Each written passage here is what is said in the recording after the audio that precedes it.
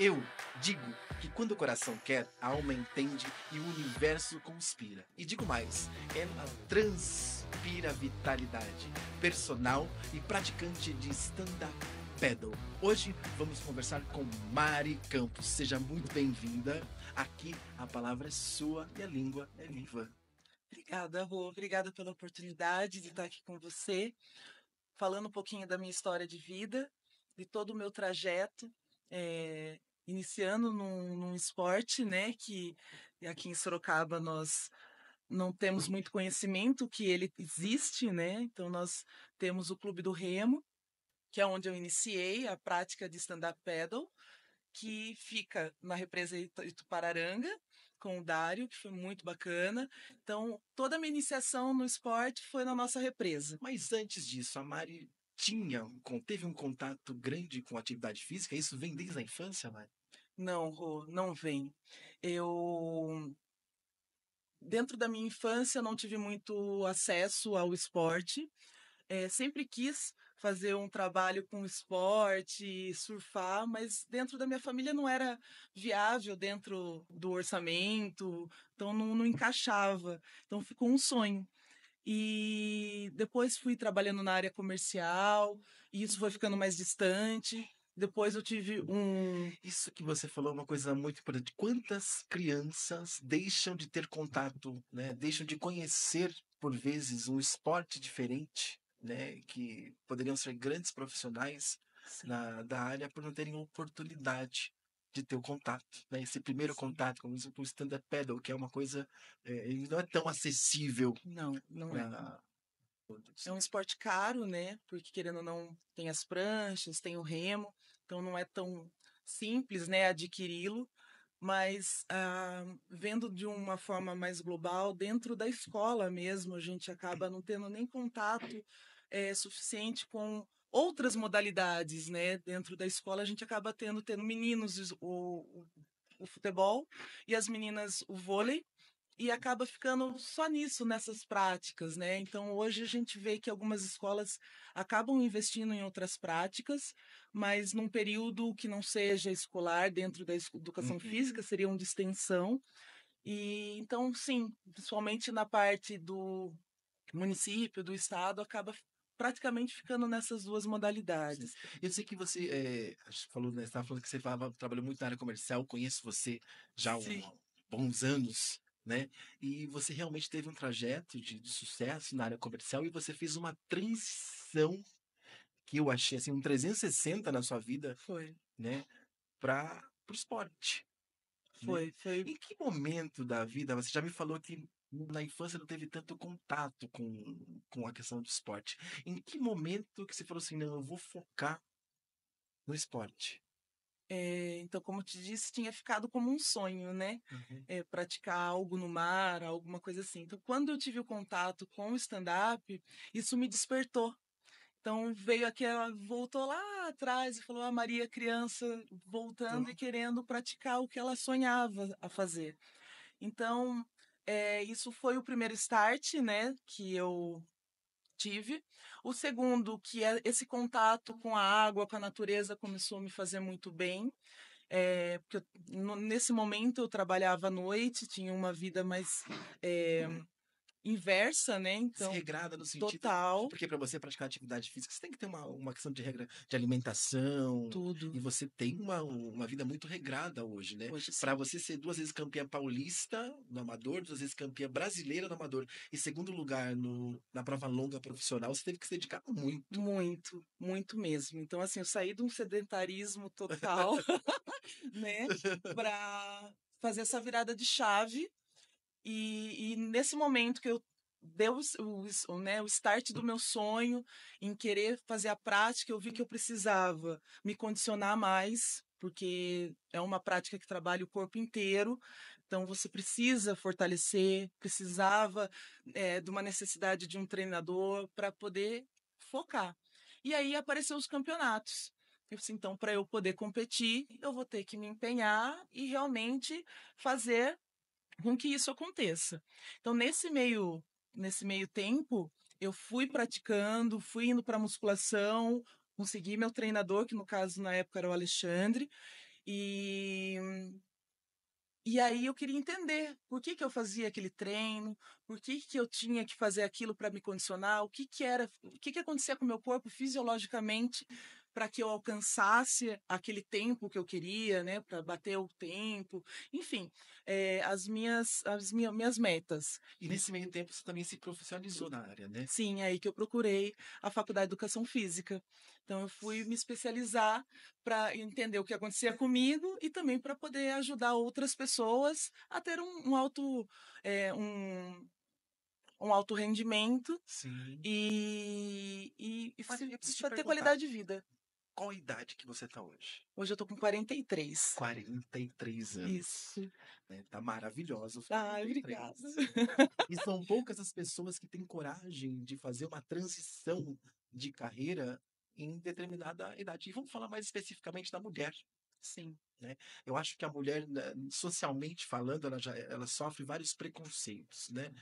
Digamos que para a mulher é duas vezes mais difícil alcançar alguns patamares. Daí, quando a gente vê uma mulher que na sua idade transicionou de carreira, teve um objetivo, alcançou. Você teve uma mudança física absurda, tive sim. né? Que você transformou seu corpo e o corpo da mulher biologicamente muda também com o tempo. Então, Sim, automaticamente, você ficou especialista no assunto, se autoconhecendo. Você se sim, profissionalizou na área de educação física, sim, partiu para praticar um esporte com o qual você teve sucesso, né? E acabou se especializando conhecendo a si mesmo. Eu acho isso muito importante, porque automaticamente você consegue passar isso para uma outra mulher de uma forma mais clara, sim. né? E o processo eu acabei presenciando em mim, né? Então, assim, eu fui entendendo. Claro que depois dos estudos você vai entendendo melhor ainda o que foi acontecendo lá no início.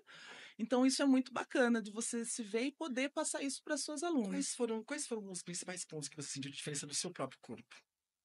Ah, primeiramente, o condicionamento físico de atividades básicas no começo, porque quando a gente está num período sem fazer nada de exercício, são muitas dores no corpo, por mais que você trabalhe muito tempo de pé, então você não tem condicionamento para se sustentar, né, o dia inteiro de pé. Então, quando a gente começa a fazer qualquer tipo de esporte, se direcionar a um treino resistido, que seria a musculação, para fortalecer seu corpo, você acaba se condicionando, primeiramente, para as suas coisas diárias, que é o seu trabalho, se você passa muito tempo sentado ou muito tempo de pé. Então, se condicionar e deixar o corpo. Que ele não fique tão cansado rapidamente, então você não perde a postura rapidamente. Então leva um tempo maior, né, para você sentir o cansaço físico.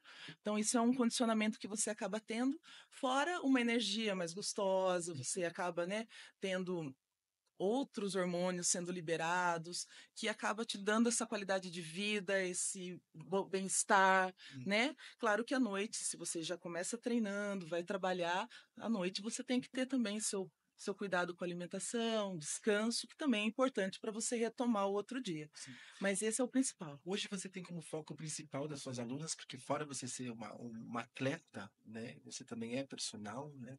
Acredito que a maioria do seu público sejam mulheres que se Sim, identificam com a sua história de transformação, né? sim, sim. E você estava me falando de um treino que você faz, que você criou, que eu achei muito interessante. Você podia falar um pouco Claro, mais? é que quando a gente começa, né, a treinar e nós mulheres temos os nossos ciclos, né? Dentro desses ciclos Os ciclos menstruais, né? menstruais, nós mudamos. Então, devido ao início da menstruação, a gente tem um pico de estrógeno, onde a gente ganha mais força, autoestima. Ali é onde a gente está com toda a nossa força total. No período de ovulação que passa, a gente tem a queda de estrógeno e começa o progesterona. É onde nós começamos a sentir um pouco mais de cansaço, inchaço, porque para o corpo, fisiologicamente, ele entende que a ovulação é como você fosse fecundar algo. Uhum. Então, nosso corpo é para reproduzir. Então, nesse momento, por que nós inchamos?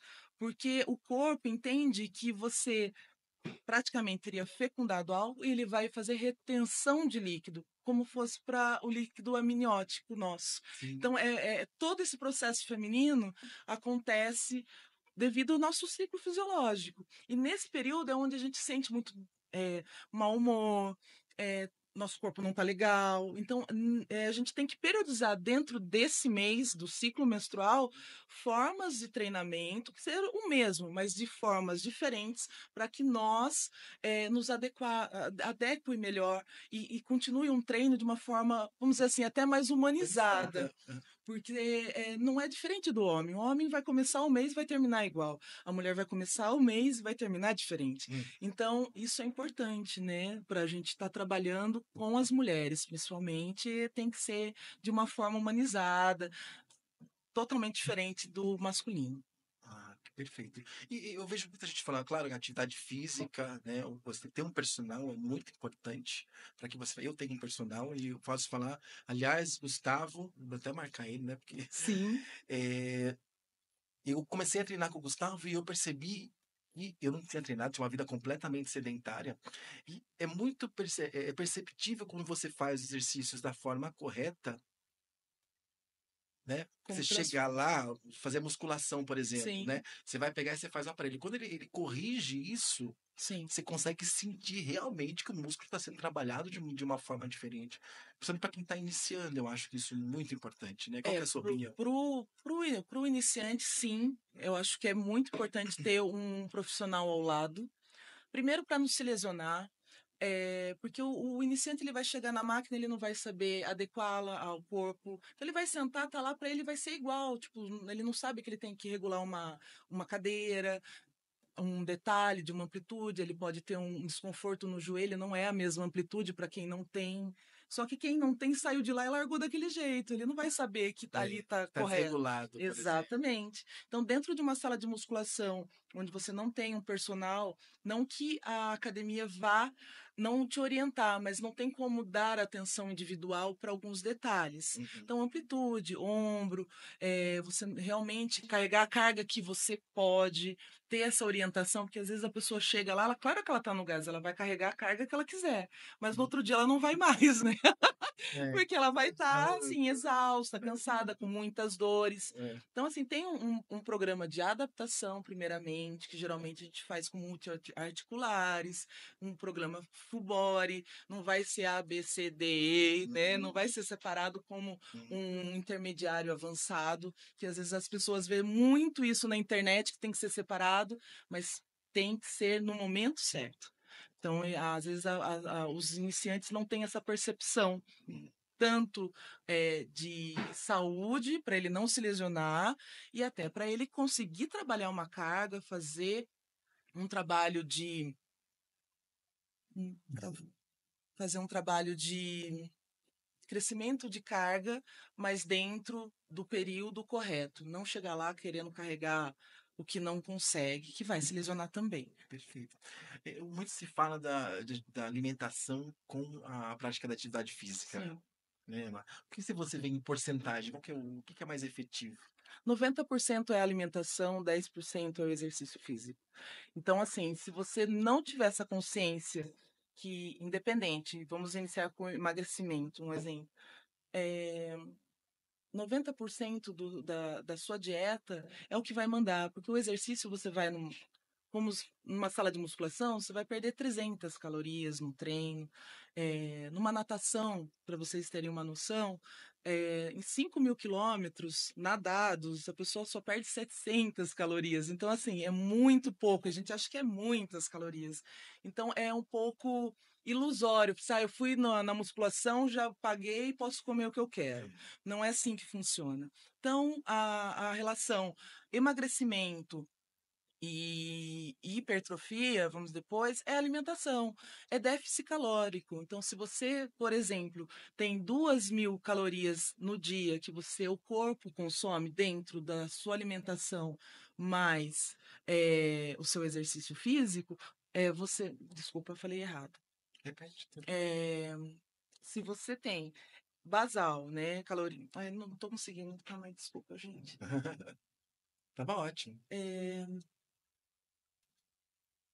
se você Se seu corpo utiliza de 1.600 calorias para sobreviver, que é o básico, que geralmente isso daí já é natural do ser humano, então é para ele dormir, levantar, fazer as atividades básicas, geralmente é 1.600 sem o exercício. que ele conte com mais uma prática esportiva 300 calorias, ele consome 2.000 calorias o corpo dele. Então não dá para ele comer 2.200 e querer emagrecer. Então teria que ser 1.800, isso aí junto, claro, com uma nutricionista, que seria o perfeito. Por quê?